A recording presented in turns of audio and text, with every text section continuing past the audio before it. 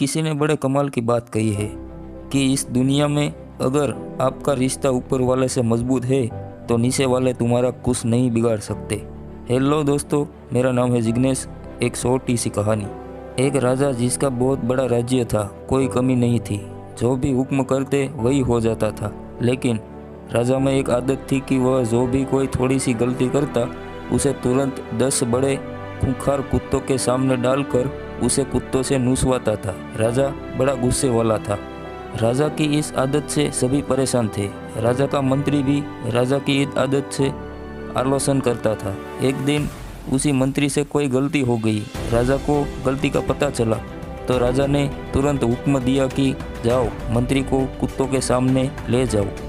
मंत्री ने राजा से गलती मानी, माफ़ी मांगी, लेकिन राजा ने कुछ नहीं सुना और कहा कि जो कह दिया सो कह दिया, और सिपाहियों से कहा ले जाओ कुत्तों के बाड़े में। मंत्री ने कहा ठीक है राजा जी, लेकिन मेरी आखिरी इच्छा तो मान लो।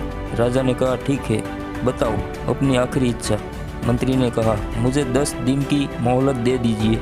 राजा ने कहा ठीक है, 10 दिन की मोहलत दे देते हैं, लेकिन 11वें दिन सज़ा ज़रूर मिलेगी। मंत्री 10 दिन तक राजा के पास नहीं आया और 11वें दिन राजा के सामने पेश हो गया। राजा ने मंत्री को देखा और सिपाहियों से कहा जो सज़ा सुनाई थी मंत्री के लिए उसे पूरी की जाए। सिपाही मंत्री को कुत्ते के बाड़े में लेकर गए। कुत्तों को भी खोल दिया गया, लेकिन कुत्ते मंत्री पर प्रहार करने की बजाय मंत्री से प्यार से पेश आ रहे थे।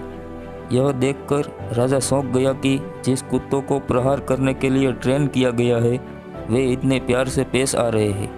राजा ने मंत्री से कहा कि यह समझकर कैसे हो गया, इन कुत्तों को क्या हो गया है। मंत्री ने जवाब दिया कि इस 10 दिनों में मैंने इन कुत्तों की बहुत सेवा की है, इन्हें खाना खिलाया, नहलाया। अब ये कुत्ते जान चुके हैं कि मैं इनके लिए कुछ अच्छा कर रहा हूँ, ना कि बुरा। ये मुझ पर प्रहार नहीं करेंगे।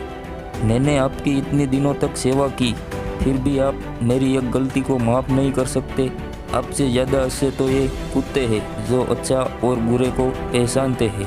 राजा यह सब देखकर बड़ा शर्मिंदा हुआ। ये कहानी हमें सिखाती है कि हमें हमेशा सोच समझकर फैसला लेना चाहिए। किसी की एक गलती को लेकर ही उसे ज़िंदगी भर के लिए सज़ा नहीं देनी चाहिए, बल्कि उसे माफ़ करने की हिम्मत रखनी चाहिए। कैसी लगी आपको ये कहानी? कमेंट करके ज़रूर बताइए और सब्सक्राइब करना मत भूलना। धन्यवाद।